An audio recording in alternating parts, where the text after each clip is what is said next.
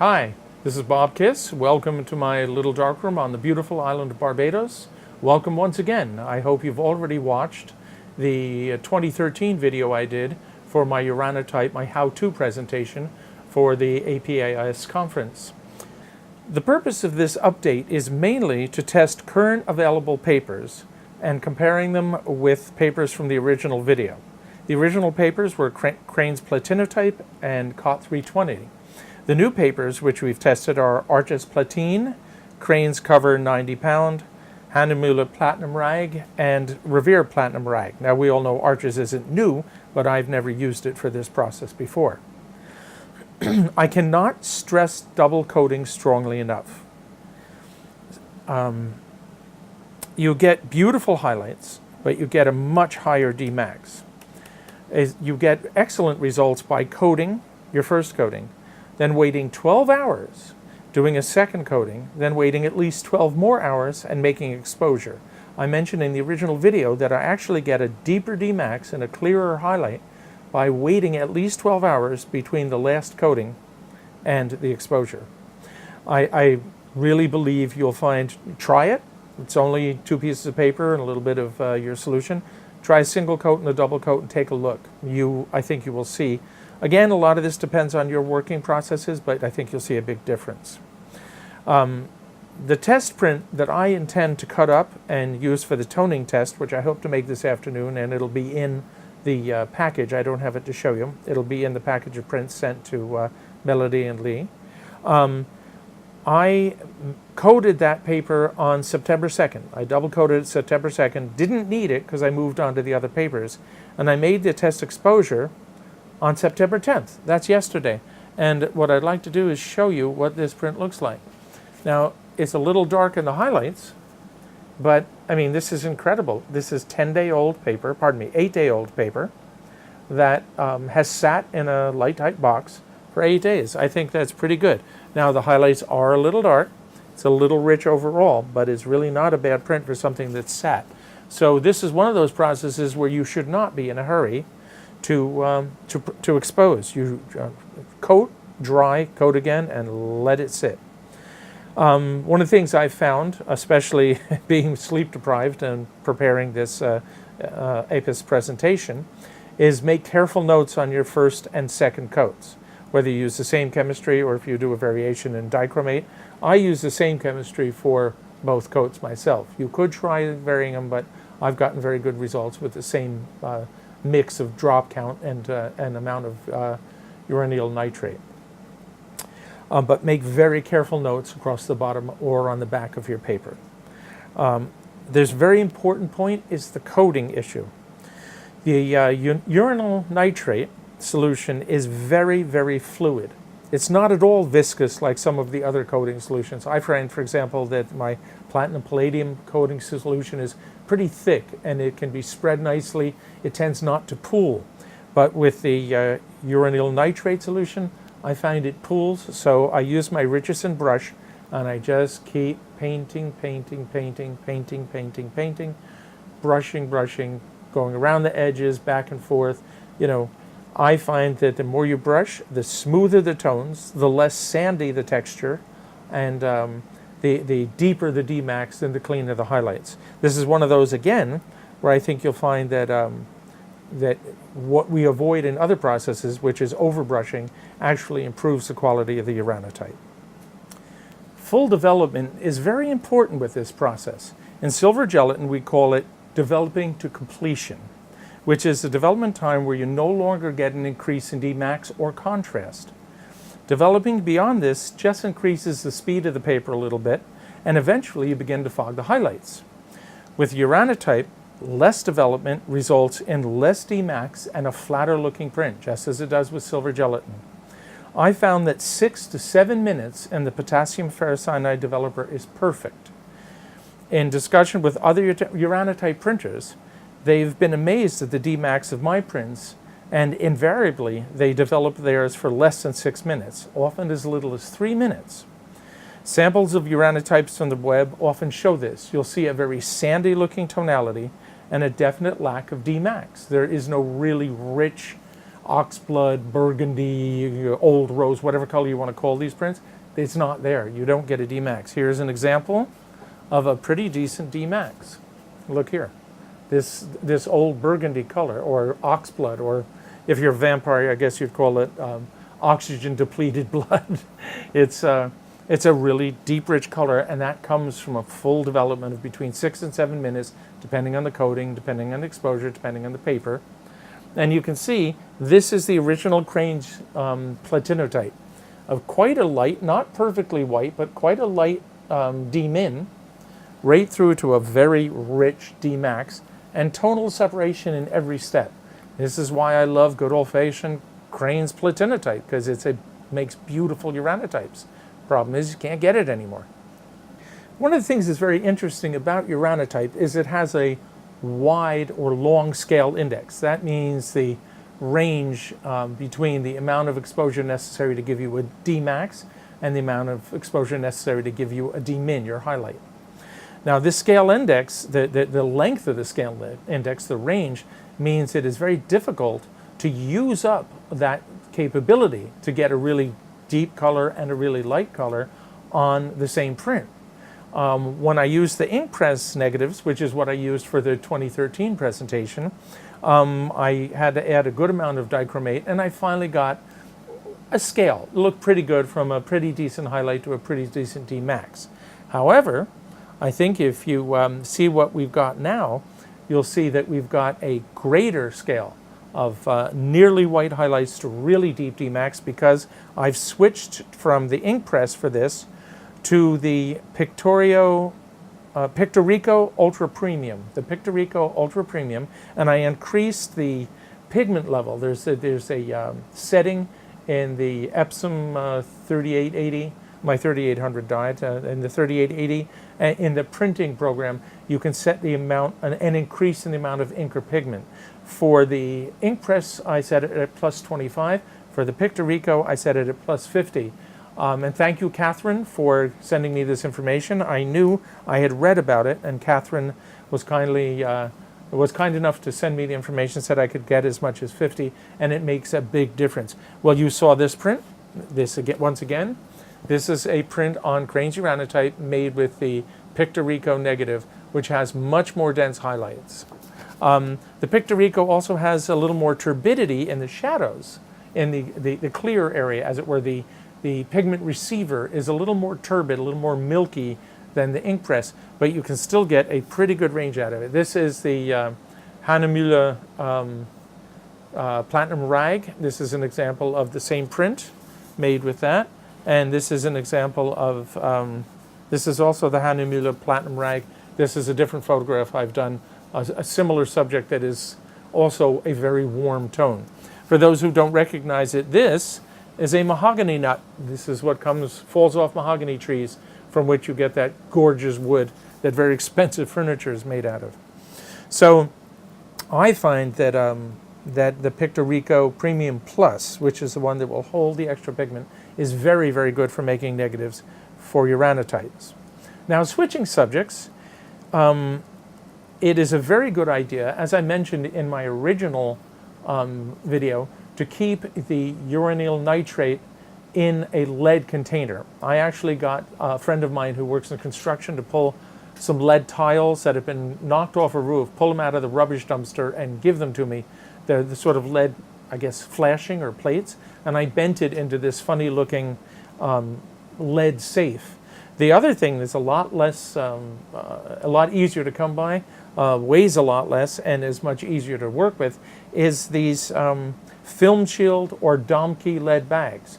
Now, those of us who are old enough to have carried film through the airport x-rays used to buy these film shield lead bags, stick our unexposed or exposed film in it, and go through the security systems. Mine, I'm a bit of a pack rat, so I tossed 2 or 3 of mine on top of a shelf, thinking I would hardly ever have the opportunity to use them again. And lo and behold, they are a perfect place to put the uranyl nitrate crystals.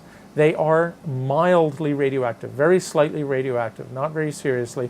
As mentioned in my original video, the toxicity of the uranium nitrate is much more of a threat than the slight radioactivity. However, it's wise to keep them in the lead bags. And now you can either use the old ones that you have in your back room, or you can buy them. I found them on Amazon. They're available from both Film Shield and Domkey. One of the fun things about this process is that you need to choose subjects that make sense on it, or either fun on it, or even contrast with it. But one way or the other, you have to, due to the rich color of these prints, you have to think about what you would print on them. I mean, as you saw here, it makes sense to use, this is almost exactly the color of a mahogany nut, and this is almost exactly the color of this, what I call the curly seed pod. Actually, this is a little light. I'm going to make another print if I have time to put it in the FedEx. Should be a little darker, a little richer, but it's still quite nice. So those two make sense because they are that color. I jokingly suggested one of my early prints that I think I sent. I'm not sure if I sent it to the last one. I'll send it along. It's called Wine and Roses. Makes sense to have a glass of nice red wine and some old roses, some old red roses. They print naturally. It's a bit of a cliche, but you know, it's a pretty cliche. They make sense with that. It's fun to look for things that would look good in this warm color. I guess I sort of think of it as systems analysis. I don't know if you all know the systems analysis approach, and that they use it in production planning, you use it in science, in military uses it. You start with a desired end product, and you work your way back to the beginning, to the source, or in our case, to the subject to be photographed. We know what the color of the print will be like, so we work our way back to other things that would fit nicely on there. Now remember, the Uranotype was very popular for individual and family portraits from its inception in around 1850. It was patented, and it lost popularity right around 1900. But you used to be able to go into a store and buy Uranotype paper manufactured, same place you'd buy platinotype paper and early silver gelatin papers. Photo stores used to have those. Quite entertaining. This might be an excellent print medium for portraits of vampires. I mean, when you consider how many TV shows are about vampires nowadays. And of course, you should shoot the portrait in artificial light. I wouldn't use sunlight on vampires. But the point with it is that this color resembles oxygen-starved blood. So what was it? Blah, blah, blah? Anyhow. Now we come to a logistical issue. Where do you buy uranyl nitrate? It's not so easy. I used to buy it. Originally, I bought it off of eBay. You used to be able to go on. There were a couple of different suppliers. It was very expensive, $10, $15, $20 a gram. Not like platinum and palladium, but nearly. And now I don't see it on there very much anymore. I see a lot of books and a lot of information about uranium things, but I don't see that much uranyl nitrate available on eBay anymore. There's this company called 2SPI. I will see if I can get Stuart to put the URL up on the screen, and I will be sending this document along. Hopefully Melody will provide you with it either by email or perhaps print it out. It's called SPI Scientific. They do sell it in 5-gram quantities for about $8 a gram, which is reasonable. Now, this is not as cheap as Flynn Scientific, F-L-I-N-N, but they've stopped selling it. I tried to ask them why or how or if they bring it back. Nobody seems to know. They say, well, if it's not on our website, we don't have it. Yeah, obviously, but why, where? Getting answers from people is not that easy. So we are in a corner here. We're going to have to keep searching for a source of uranyl nitrate. I actually have some friends who used to work in nuclear physics, designing reactors. I wonder if they would have chemist friends who actually might know of a source. It might be possible to get it in some way. It is government controlled, so you can't buy more than about, I think the max is like 25 grams at a time. But 25 grams is 2 full sets. That's a couple of dozen prints. So that would hold us a bit. But this will be a challenge for anyone who wants to print uranotype, and that will be getting the uranyl nitrate. Okay, and now we get to the meat of my presentation, which is the observations on the papers. Once again, I'm going to bring up the Crane's platinotype, the standard by which I judge all others. Nice highlight, nice Dmax, beautiful tonality. There you have it. I think it is so far the standard. It is not to be confused with Crane's Cover 90 pound. It is not the same paper. The Crane's Cover 90 pound is a truly problematic paper when it comes to Uranotype. I don't know how it is with others. I haven't tried it with anything else yet. I used to use Crane's Platinotype a lot to print platinum palladium, and it's a lovely paper. The Platinotype is. I will try the Crane's Cover with Platinotype in the future, but right now it's not behaving well. I'll show you later. As a matter of fact, why don't we just go to that section, and here's what happens with the Cranes. You get things that look like this. Let me turn it this way, and this way, and this way. Now, let's have a look at what's going on. This is the first one, and I made it with the Pictorico, what's it called, Premium Ultra. Definitely the density range is too far, too wide. You can see you've lost all tone up here up to 20%, and those highlights are definitely burned out.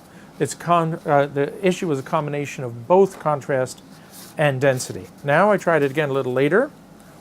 I reduced the amount of dichromate from 8 drops to 2, and increased the exposure from 2,000 units to 2,150 units on my Newark plate burner. And you'll see it's greatly improved. We have a pure white, and there is tonal separation, but what we don't have much of is a D max. That's quite a muddy D max, if I'm right. How are we doing? The print's looking okay, Stuart? We're good? Okay.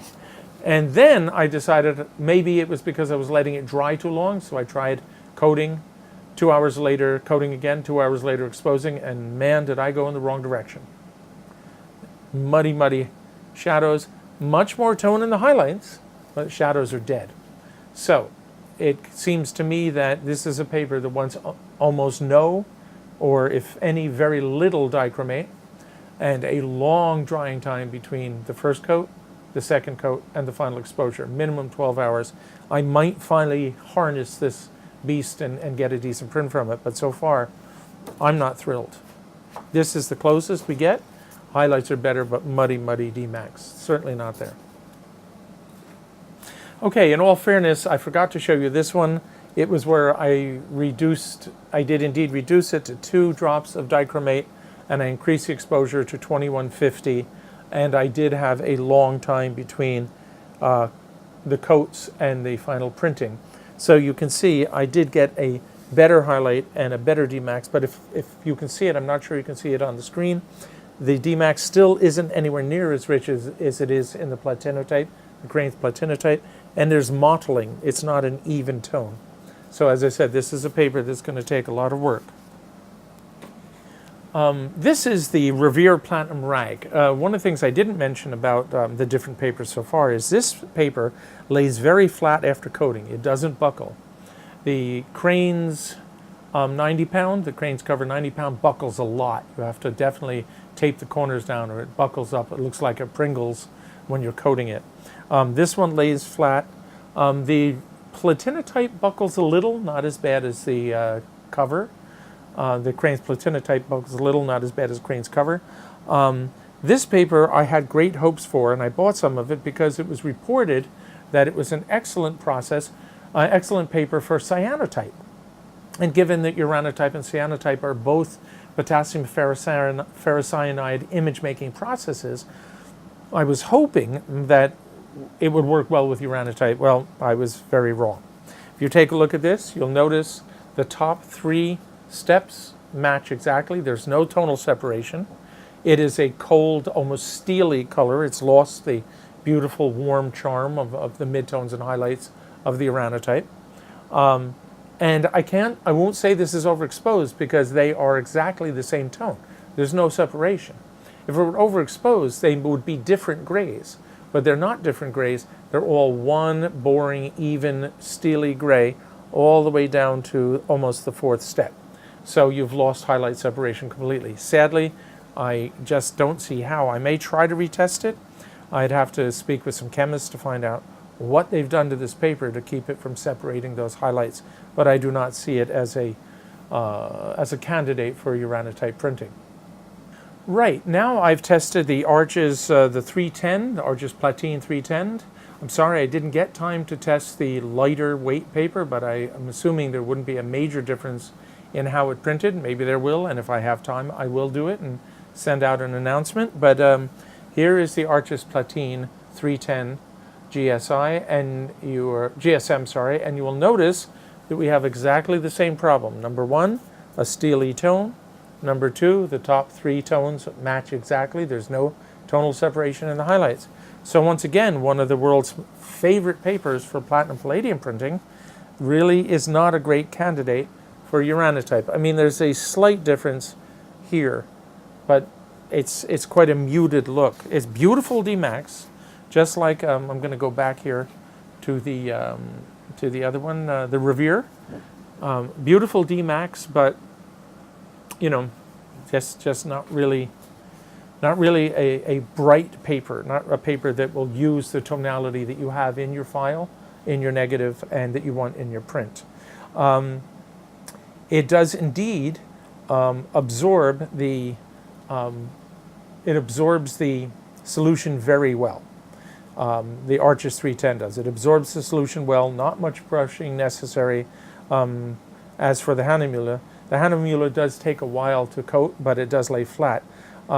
Same problems in the highlight, but it is a beautiful deep color. You know, I wish I could get some good highlights out of it because it has a gorgeous deep color. The Hahnemühle paper, the Hahnemühle Platinum Rag, absorbs the coating solution very well, but it absorbs it very slowly. It pools very easily, so continuous brushing until no pools are there is necessary. If you let it pool, you will get unevenness in your Dmax. Even after no more pooling, the surface of the Hahnemühle stays shiny wet for at least another 10 minutes. So what I do is I leave it laying flat, horizontal on my coating surface for at least 10 extra minutes. When it's no longer shiny, then I hang it to dry for a minimum of a full hour before I box it and let it dry, again, 11 more hours. It might be a good idea to try a drop of Tween 20. I may do that. I haven't, but the results so far have been very good. When exposed with the Pictorico Extended Density Range negative, the lightest step is pale pink. There are tonal separation all the way to the Dmax, and the Dmax is pretty good, but it's not as deep as the Arches, nor is it as deep as the Grains Platinotype, but here it is. It's a pretty good print. It sounds like it may have to be my go-to paper when I run out of Platinotype, so I'm going to have to try some other chemistry, some other techniques to get that highlight a little lighter and that Dmax maybe a little darker. If I can maybe introduce, perhaps, this is the Hahnemühle, right, double-coated, 12 hours between coatings and then 12 hours between coating and exposure. If I can introduce maybe another few drops of the dichromate to increase the highlight separation, the contrast, and increase exposure a little to keep the Dmax, that might allow me to use this paper and look nearly as good as the Grains Platinotype. As I mentioned earlier, I did indeed use that as an experiment to make this print, which I think works pretty well. I think it's a little light, but again, you have lovely highlights, a very, very nice Dmax, and there is your tonal scale, but a pretty good tonal scale. The separation is beginning to compress in the highlights, but it is there, and the lightest one is pretty good. I think it's a pretty decent print. And the final paper that I've tested is one of what I call my house paper, because I use it for cyanotype, salt, albumin, and my main printing medium, which is platinum palladium and palladium. I love COT 320. It is a gorgeous paper. Nice, subtle, open highlights, light highlights, deep Dmax and platinum palladium. Lovely paper. I've never had problems with either availability or quality, but it is not happy with uranotype. I know I mentioned that in the first presentation I did, and I'm confirming it here as sort of a standard comparison. Here we have it again. You can see the top couple of steps, not much separation. very tiny. Nope, 0 and 5%, almost none. Finally, a little separation at 10. A muted, slightly steely gray again. Whatever makes these papers gorgeous for platinum palladium makes them not so great for uranotype. I don't understand how or why, but there it is. I love Ca320. I have a big supply of it. I can't use it for uranotype. Well, time to discuss toning. Please do review the samples of palladium and gold toner and I believe lead toner from the 2013 video. There's no need to repeat those. That's quite clear. I rather love the normal color of a uranotype. I love that old burgundy, ox blood, old red rose, whatever you want to call it, that warm reddish brown color I think is gorgeous. Why tone it to something else when you can make prints in other colors much more easily with much less expensive and less toxic chemistry? So to me, you're sort of gilding the lily if you tone a uranotype. However, in all fairness, and I promised I would, I am going to take this print, which, remember, this is the one that was coated, double coated on the 2nd of September and printed, exposed and processed on the 10th of September. I'm going to take this and cut the poor baby into pieces and try toning it with a gold lead toner. The original photographer's formulary lead toner also uses gold chloride in it. So I'm going to try the combo, the lead gold toner, to see if that does anything interesting with it. And I hope to include those samples with the package of prints that I'll be FedExing for you all, so you can all look at originals before, during, or after this, this presentation. In summary, it's getting more and more difficult to source both the uranyl nitrate and the papers that work well with this process. I think this is a gorgeous process. I love the color of the prints. I love the feeling of the prints. There are certain subjects that just are natural for this process, but anyone who wants to work on it is going to have to continually search for sources of uranyl nitrate and for papers that will work with the process, because sadly, 3 of the greatest papers made, Hahnemühle, perhaps 4, Hahnemühle, Revere, this Cranes, and the Arches, maybe 5, and Ca320, papers that work really, really well with other processes don't work as well with this. In all fairness, the Hahnemühle shows promise. I believe if I up the dichromate, I can snap up those highlights, tweak the exposure to get a really nice Dmax, and it will probably be my replacement paper when I run out of the Cranes platinotype. But in my opinion, it will be an ongoing challenge for any and all of us to find papers that will work and sources of uranyl nitrate. I do have a request to make to everyone in this audience and anyone who might later view the video. If you could please suggest other papers that I may not have tried. These are the big 5 or 6 that are popular now. Please suggest other papers that I may not have tried that are available, readily available. I don't want to have to hunt the corners of the earth to get the papers, but if you know of other papers, I would be very happy to test them and perhaps do a tiny update for the next symposium. Thank you very much. I hope this has been educational and informative, and I've enjoyed presenting it. It's been quite a 10-day stretch. This is the 11th day, 11-day stretch for me to do these tests and prepare it, but I hope you find it worthwhile. Thank you very much, and all the best from Barbados.